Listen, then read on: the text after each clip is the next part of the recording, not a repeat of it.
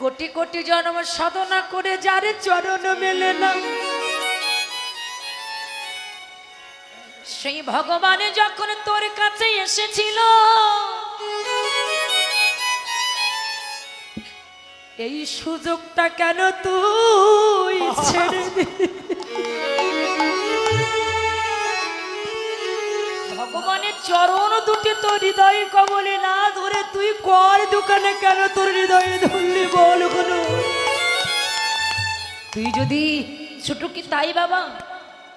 একদিন এই হনুমান যখন অযোধ্যায় গিয়েছিলেন, যে দেখে যে মা সীতা ঠাকুরানী সম্মুখে বসে বসে সিঁদুর মাখছে, দেখুন পশুর কুলে জন্ম নিয়ে তার ভিতরে কত ভক্তি।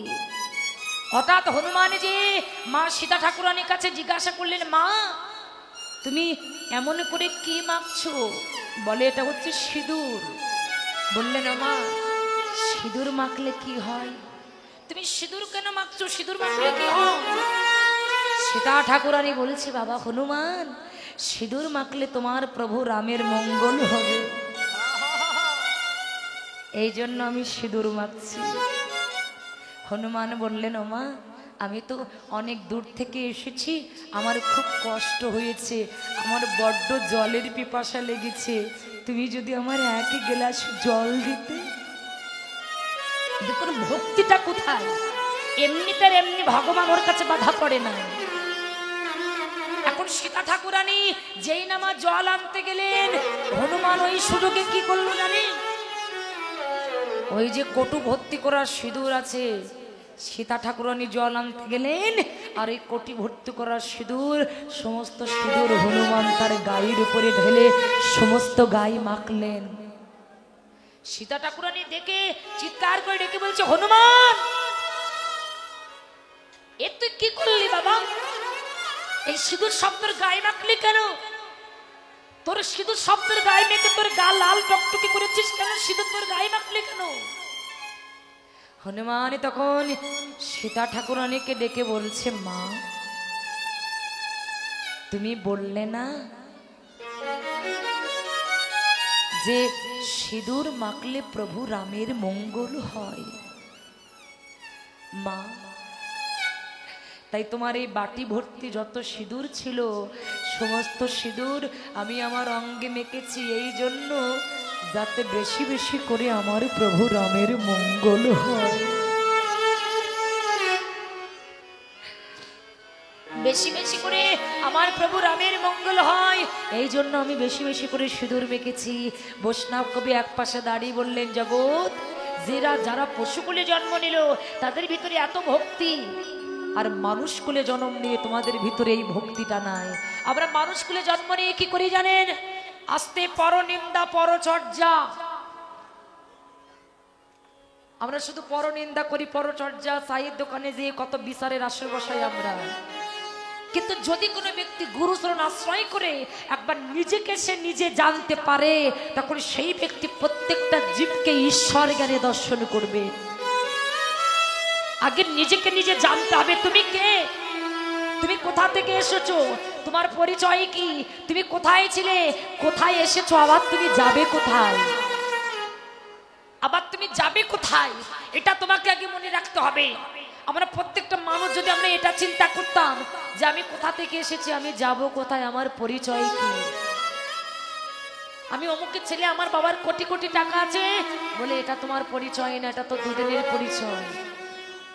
তোমার জীবনে তোমার একটা মাত্রই পরিচয়, সে হলো তুমি নিত্য শ্রীকৃষ্ণের চরণের দাস, আর এটাই হলো তোমার একমাত্র পরিচয়। এই দেহটাকে তুমি ভগবানের সেবায় নিবেদন করে দাও। মনুষ্য করে জন্ম পেয়ে এই দেহ যদি, এই দেহের ভিতরে যদি কৃষ্ণ নামের গন্ধ না থাকে, একটা শেয়াল একটা কুকুর তোমার এই দেহটা শুকবে না। মনে রাখবেন, আপনার দেহের ভিতরে যদি কৃষ্ণ নামের গন্ধ না থাকে, একটা কুকুর পর্যন্ত, একটা শিয়াল, কোনো কিছুতে আপনার দেহটা শুকবে না। যেদিন ভগবান শ্রীকৃষ্ণ, যেদিন কুরুক্ষেত্রের যুদ্ধটা শেষ হয়ে গেলেন, যুদ্ধটা শেষ হয়ে যাওয়ার পরে অর্জুন একদিন মনে মনে চিন্তা করলেন, আমি তো অনেক পাপ করেছি, আমার এই পাপটাকে আমি একটু মোচন করতে চাই। কি করে না, অর্জুন জানে গঙ্গায় স্নান করলে পাপ থেকে মুক্তি পাওয়া যায়। মায়েরা, আমরা অনেকে শুনেছি না যে গঙ্গায় স্নান করলে পাপ থেকে মুক্তি পাওয়া যায়, তাই না? আপনি সারা জীবনে পাপ করলেন আর গঙ্গায় একটা ডুব দিলেন আর আপনার সমস্ত পাপ মা গঙ্গা নিয়ে নেবে, তাই কখনো হয়? আপনি যে কর্মফল, আপনি যে কর্ম করলেন, এই কর্মফলটা আপনাকে ভোগ করতে হবে না? এখন অর্জুন মনে মনে চিন্তা করলেন যে শুনেছি গঙ্গা স্নান করলে নাকি সমস্ত পাপ থেকে মুক্তি পাওয়া যায়। তাই অর্জুন একদিন ভগবান শ্রীকৃষ্ণের কাছে যে সখাকে ডেকে বলছে যে সখা একটা কথা বলবো। কি কথা? তা বলছে, সখা আমি তো কুরুক্ষেত্র যুদ্ধ করেছি, অনেক পাপ হয়েছে, আমার এই পাপটাকে মোচন করতে চাই। বলে কি করে? বললেন এই গঙ্গা স্নান করে আমার পাপটাকে আমি একটু মোচন করতে চাই। ভগবান শ্রীকৃষ্ণ অর্জুনের কথাটা শ্রবণ করে মৃদু মৃদু হেসে অর্জুনকে ডেকে বললেন, হাই রে অর্জুন, তুমি আমার পাশে আছো অথচ তুমি আমাকে চিনতে পারলে না। ভগবান শ্রীকৃষ্ণ বললেন, অর্জুন আচ্ছা ঠিক আছে যাও, তোমার যদি এটা মনে হয় যে গঙ্গা স্নান করলে তুমি সকল পাপ থেকে মুক্তি পেয়ে যাবে, তাহলে যাও, তুমি গঙ্গা স্নান করে এসো। এখন অর্জুন যখন গঙ্গা স্নান করতে যাচ্ছে, ভগবান শ্রীকৃষ্ণ মনে মনে চিন্তা করলেন, এই অর্জুনকে আমার একটা শিক্ষা দিতে হবে। এখন অর্জুনকে শিক্ষা দেওয়ার জন্য বাবা নিজের দেহ থেকে, একই দেহ থেকে দুটি দেহ ধারণ করলেন। লক্ষ্য করুন কথাটা, একই দেহ থেকে দুটি দেহ ধারণ করলেন। মায়েরা কথা বলবেন না, আপনার বাচ্চাটাকে শান্ত করুন, কার বাচ্চা শান্ত করুন। একই দেহ থেকে দুটি দেহ ধারণ করে ওই কুরুক্ষেত্রে মাঠ দিয়ে একটা মরা কাঁধে নিয়ে যাচ্ছেন। এখন একজন আরেকজনকে ডেকে বলছে, দেখ ভাই এই মরা তো পোড়াবো, তো মরা পোড়াতে গেলে তো আগুনের দরকার হয়, তো আগুন তো নিয়ে আসিনি, তাহলে তুই মরার কাছে থাক আমি যাই। বলছে না না না, এই মরার কাছে আমি একা একা থাকতে পারবো না, চল আমরা দুজনাই চলে যাই। এখন এই মরাটা রেখে দুজনায় চলে গেছে। লক্ষ্য করুন, এখন এই মরা রেখে যখন দুজনায় চলে গেলেন, অর্জুন কিন্তু এই দৃশ্যটা দেখছে। হঠাৎ করে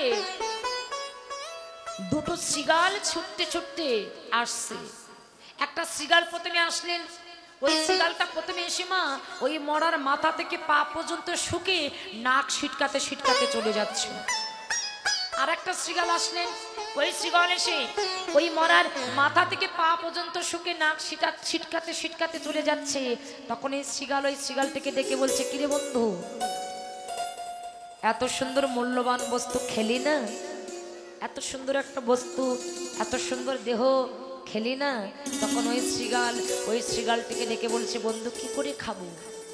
ওর পা থেকে মাথা পর্যন্ত সব শুকে দেখলাম, সব জায়গায় মূর্খ, কোনো জায়গায় খাওয়ার মতো নাই।